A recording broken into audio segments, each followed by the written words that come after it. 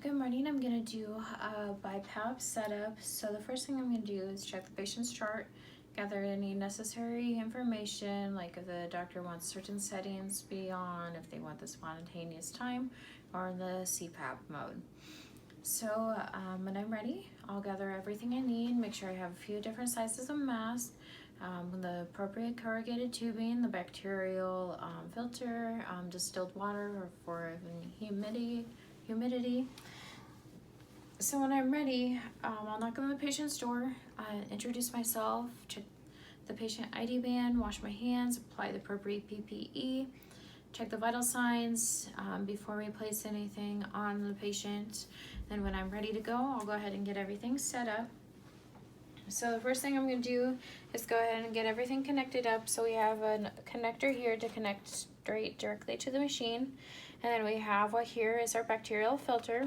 So this will help with anything so it doesn't catch anything into the machine. Then we'll have our 6 corrugated tubing.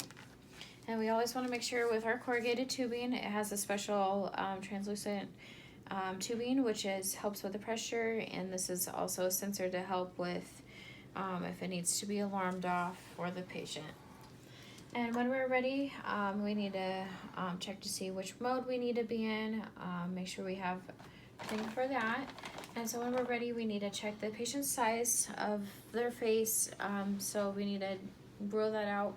So we need to check their bridge of the nose to make sure it fits around their nose and around their mouth. So that way they have not many leaks or anything like that. So when we're ready to go, so here we have a Respironics BiPAP Focus. So the first thing you're going to do is hit the standby, which is their power button here. So you're going to push that, and it's going to alarm off here, which notifies that we have it plugged in. And the one way you can tell if you have it plugged in, it will either show it's on the battery or if the battery is charging from it being hooked into the outlet. So here, as I turn it on, here right now it's set on the ST mode, which is the spontaneous time. So this one is just to give a patient a timed breath every certain amount of time that you set it to. And if the patient breathes spontaneously, then it can give a timed breath for them.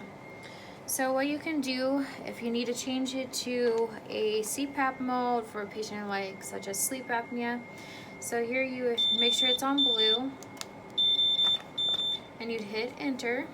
And so then you go ahead and go down and change it to the CPAP mode.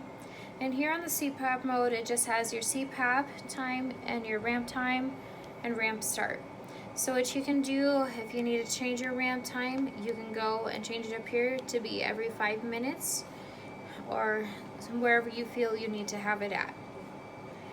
And then when you're ready, you always need to make sure you activate it if you change your mode, because if you don't activate it, it's going to be in that mode you had it in before.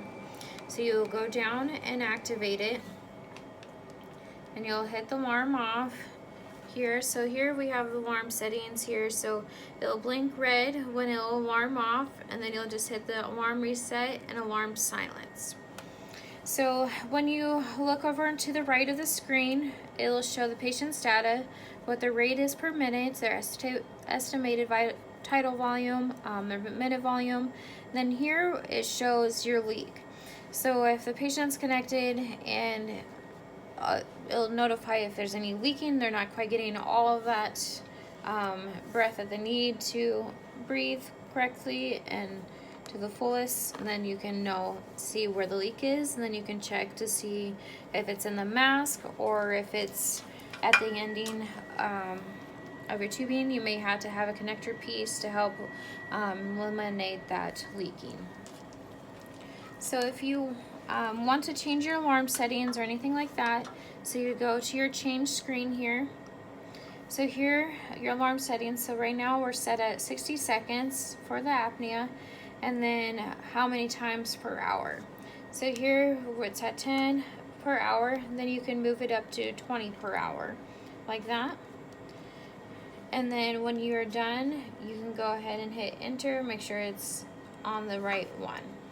Then if you want to change the volume of your your alarm, you can go ahead and hit change screen again. And it'll come up to your display units, your alarm, contrast, brightness, anything like that. And so you can go to like your screen log, you can lock the screen for a certain amount of time.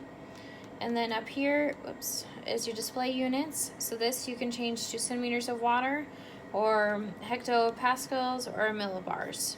Whatever unit you prefer to be in to get your appropriate settings you want for yourself. So then you can go back to the main interface, you hit the change screen again, and it'll go back to here.